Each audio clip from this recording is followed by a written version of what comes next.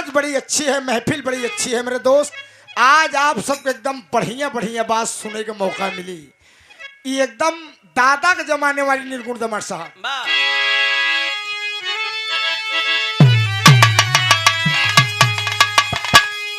अरे कितना ही कमत करा करोड़े,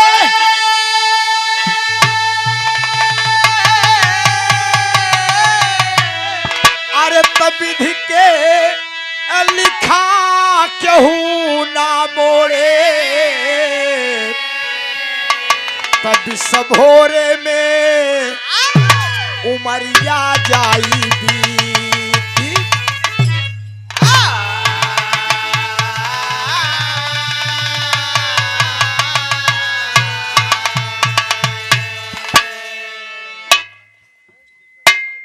शिव शंकर मुन्ना देखा ही प्यार में जैसे मास्टर साहेब तू लोग चाहबे तब आई आहिर भे सुधर जा, बस सरकार तुरंत बन जाए। तो देखा हम जवन बात कही हम खर कही थी बात तो का हीरे से जलन है का नहीं यार, मतलब कोयरी केवट चमार पासी धोबी धैकार हेला मंगता मुसहरा पंडित जी ठाकुर साहब सबके जब कंधे से कंधा मिलाए चलबे तब सरकार बन जाए। और यादव समाज के लड़कन से हमार हाथ जोड़ के निवेदन है, ये जौन बराते बियाह है मखलेस वाला गाना डीजे में बजवाता है एका बंद कर दीजिए, एका बंद कर दे। रोड से डीजे जात बा, तमाम बिरादरी बस्ती है। आप हम तो कहन बजाओ अखिलेश वाला गाना और डीजे वाला डेर कमारा लगाई दे, और बिरादरी वाले कहन देखा हिरवन सारन बहुराई गया है। तो इस शिकायत न सुने को मिले। और माननीय अखिलेश यादव जी जैसा नेता कोई नहीं है मेरे दोस्त, वो ऑस्ट्रेलिया के पढ़े लिखे हैं, आने वाले समय में भारत के भविष्य हैं वो। मैं बहुत बहुत प्रणाम करता हूँ, बहुत बहुत नमन करता हूँ। ले भैया ले बड़ा बेहतरीन दुआर है, इस सम्मान सब जगह न मिले। बहुत बहुत प्रणाम, बहुत बहुत नमन है। कितनो हिकमत करा करोड़े, विधि के लिखा केहू न मोड़े, अभी सबोरे में उमरिया जाई बीत। पूरी पार्टी को 100-100 रुपए देकर सम्मानित किए हमारे मुन्ना बाबूजी। मैं बहुत बहुत प्रणाम करता हूँ। गौर करिएगा मेरे दोस्त, लोग चंद्रमा पर रह के लिए जमीन खरीदत है। गुरुजी, चंद्रमा पर रह के लिए लोग जमीन खरीदत है। विज्ञान कहता है बहुत आगे चला गया। ये बाकी एक बात जान ले दोस्त, हानि लाभ जीवन मरण यश अपयश विधि हाथ, एमा एक विज्ञान न चल पाए। एक बात बताई दे, जौने दिन वैज्ञानिक चंद्रमा पर तो जमीन खोज ले,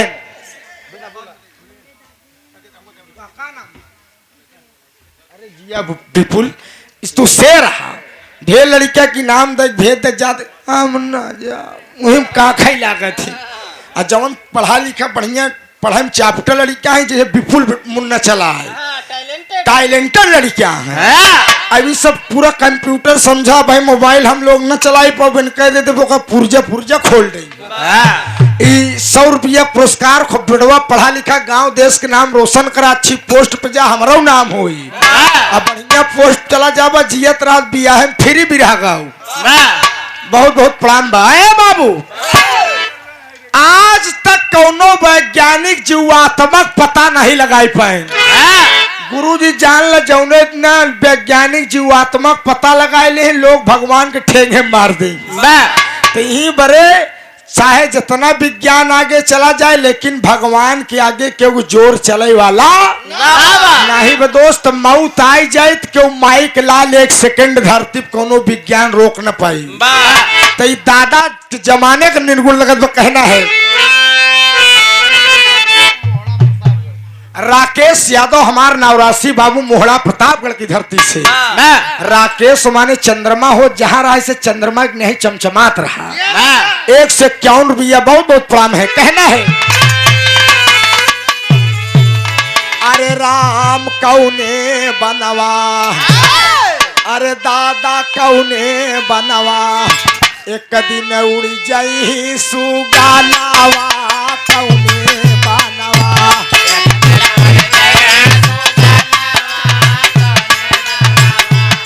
जय हो जय हो।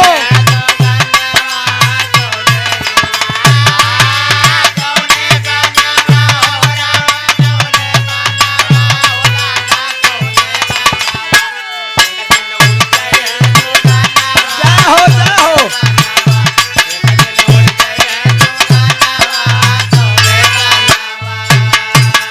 आप भाव को समझते हुए बटलू यादव कोटेदार साहब ना भैया, कोटा वर्तमान भैया के पास है, मशीनिया बदल गई है कोटवा वाली।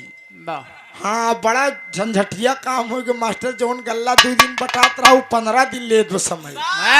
अब का करबा, कोटेदार बड़ी मजबूरी है। पहले कोटेदारवन करें का उठा 2 दाएक लगवा ले, गल्ला कई दाए दिए बेचारे का करें, जानता है इधर उधर वाला हो नहीं पावत।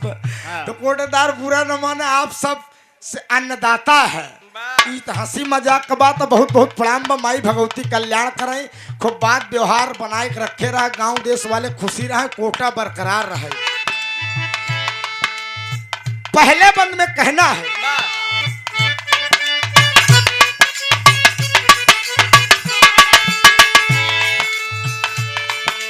चंचल मन का पता नहीं है कवन देश से आया है, कोटिन कला करोड़ों कई के कोई भेद ना पाया है। है कोई संसार में ऐसा जो यह बाग लगाया है, आ रंग भेद कुछ जान पड़े ना मिट्टी तन चमकाया है।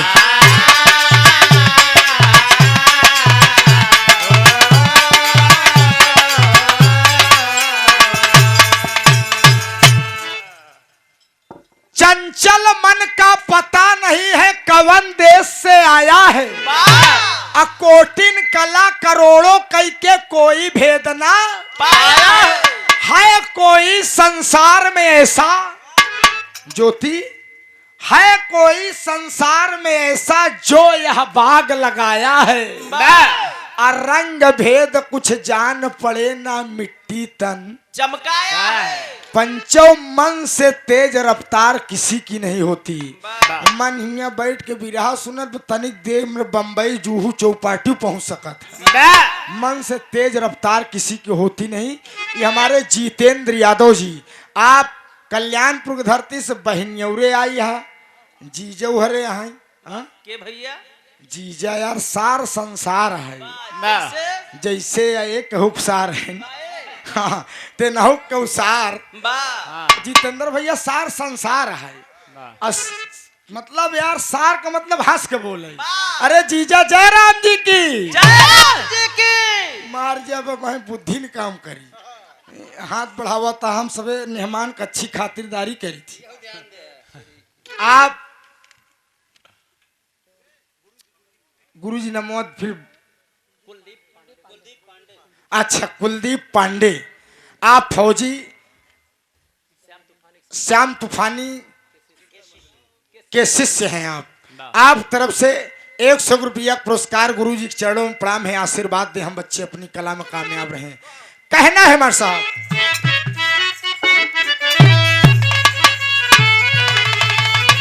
अरे तो चोरी बेईमानी मन छोड़, अरे बनई तो प्रीत प्रेम का जोड़, तोड़ना नियम कर्म का तानावा कौने बानवा।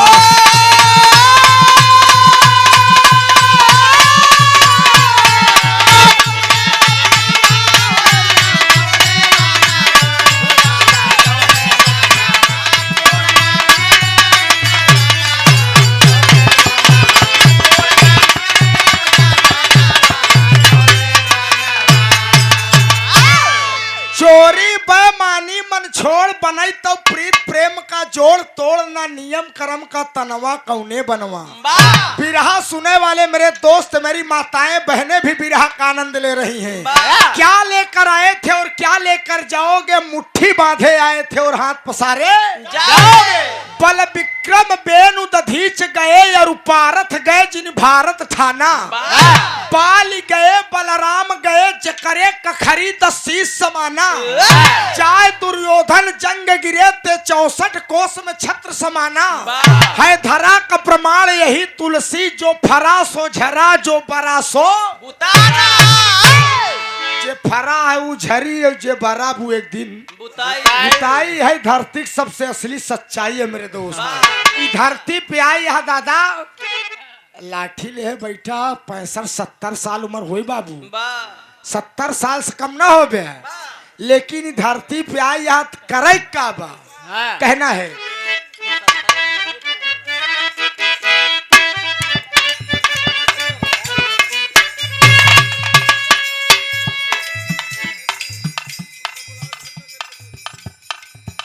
अरे चार धाम 84 अड्डा 80 घाट नहाना है।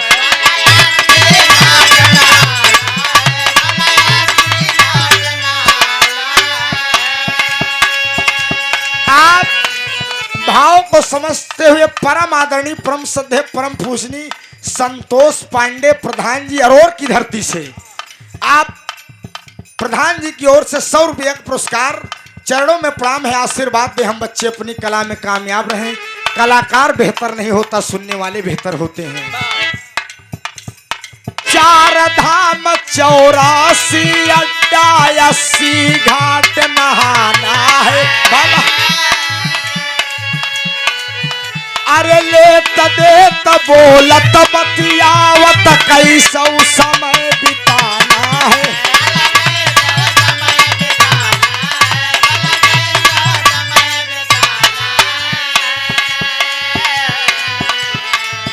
अरे मिट्टी का है कारोबार फिर मिट्टी में मिल जाना है भला।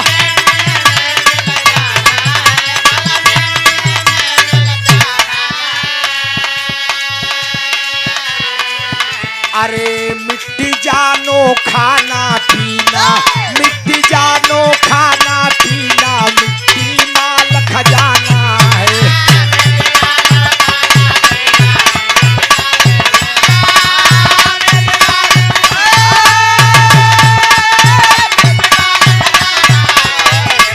अरे बार प्रयागराज रहा बस यो।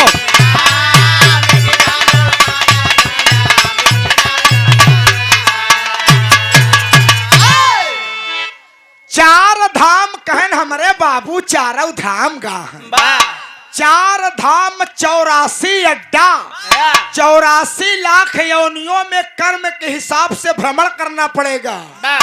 मास्टर साहब अलेत देत बोलत बतियावत कैसौ समय बिताना है। अब मिट्टी का है कारोबार फिर मिट्टी में मिली जाना है। अब मिट्टी जानो खाना पीना मिट्टी माल खजाना है। मेरे दोस्त गौर करिएगा आप सब। जितेंद्र भाई धीरे में मिट्टी जानो खाना पीना मिट्टी माल खजाना है। मेरे दोस्त ये दुनिया वीरान हो जाएगी। वाह आप जाते वक्त मिट्टी का एक कण भी लेकर नहीं जा सकते। तर्ज बदलत मास्टर एकदम आखिरी प्रमाण हमार चले जात बा कहना है। आप बाबू हरकेश यादव जी मनसा पूर्वा की पावन सरजमी से 51 रुपया पुरस्कार बहुत बहुत प्रणाम है, बहुत बहुत नमन है। जाग जाओ सुधर जा अब समय पे बाबू अब समय है, जाग जा अपने भगवान के याद कर लो। लोक नहीं पर लोक समझ जाई कहना है। अरे हाय हाय हाय अरे राम अरे भजन कैला रउआ अरे भजन कैला रउआ अरे कसत मतिया मारी भजन कैला रउआ।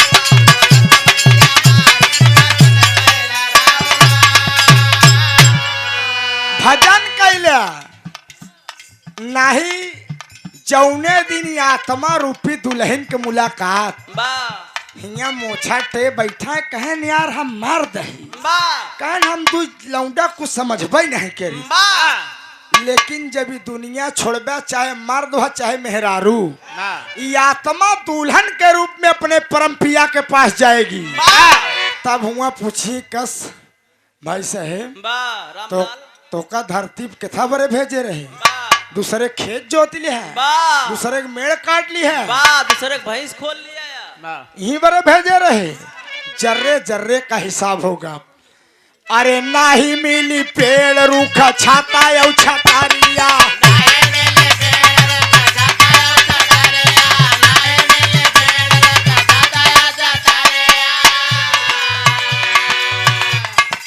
आप बड़े भैया जितेंद्र यादव जी देखा जैसे बहनियों फर्ज होत मास्टर वो फर्ज जितेंद्र निभावत हैं कल्याणपुर की धरती से 51 रुपया पुरस्कार बहुत बहुत प्रणाम है बहुत बहुत नमन है नाही मिली पेड़ रूखा छाता या छतारिया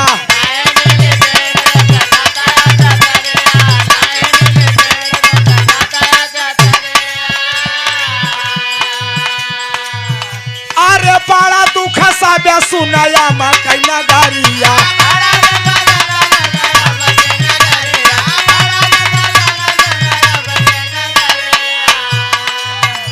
अरे साहब्या मुसीबत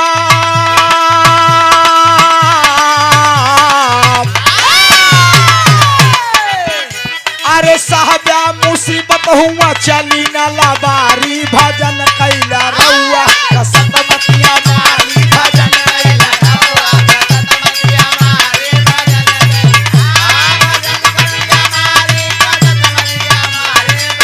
कैला रउआ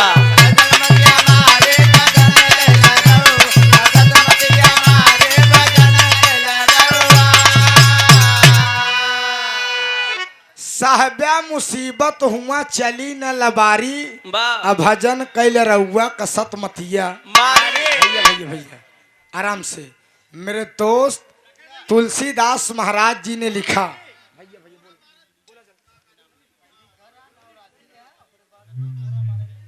आप जितेंद्र यादव राकेश यादव भैया कल्याणपुर से 51 रुपया गौर करिएगा दोस्त तुलसीदास महाराज जी ने लिखा कि बड़े भाग्य मानुष तन पावा बड़े भाग्य मानुष तन पावा सुर दुर्लभ सब ग्रंथ ही गावा असाधन धाम मोक्ष कर द्वारा पाए निजे परलोक सिधारा ये मनुष्य की शरीर साधन का धाम हो मोक्ष का दरवाजा है मेरे दोस्त इसी के सहारे मनुष्य भवसागर से पार होता है कहना है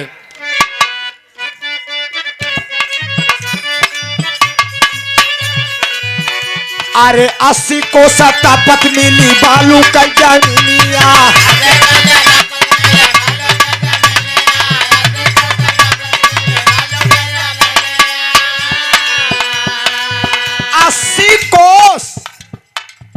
दो चार परक बिना जूता चप्पल क्यों नहीं चलता है मेहररुवन खाना बनवती है किचन में संडिल पहन के तब सब्जी भूजती है माई हर एक जमाने में दाई के जमाने में रोसैया में क्यों जूता चप्पल पहन के जा नहीं सकत रहा अब सबके घरे वही हाल पर चप्पल पहने हैं सब्जी भूजत है हमरे माई बिगड़ गई कही करे पागली संडिल पे कहन माई किचन वाला चप्पल अलग है बड़ी महंग संडिल ये बड़ी महंग संडिल है लेकिन 80 कोस ऐ बाबू 80 कोस तपत मिली बालू कई जमीनिया आ सोच समझ लिया कहवा धरबे तू चरनिया अरे साहबा मुसीबत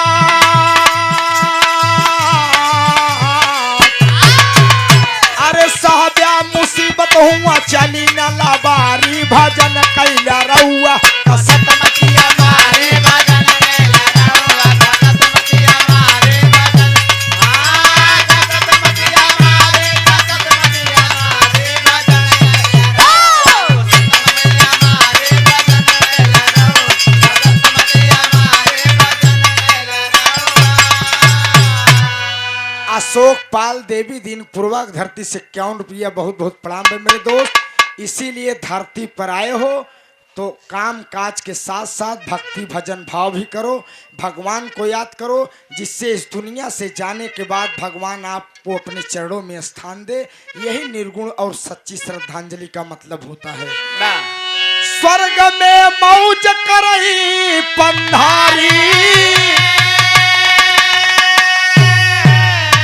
कविता फूल चंदने ढारी, तरा के सयादो बाना दानावा कौने बानावा।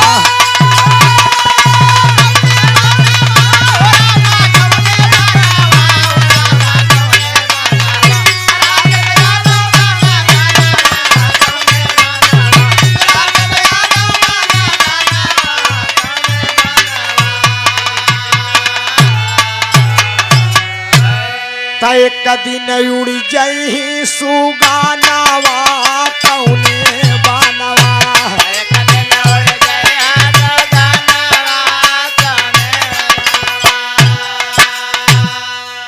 बोले नहीं, अरे यार बाबू कई दाई बोली बोले तो यार अशोक पाल देवी दीन पूर्व और का दाई बोल दी। बहुत बहुत प्रणाम, बहुत बहुत तमन। एक स्वर में सब सकल पंच के पहलगी प्रणाम बा। आप ज्योति जी सानंद ले, बहुत बहुत धन्यवाद।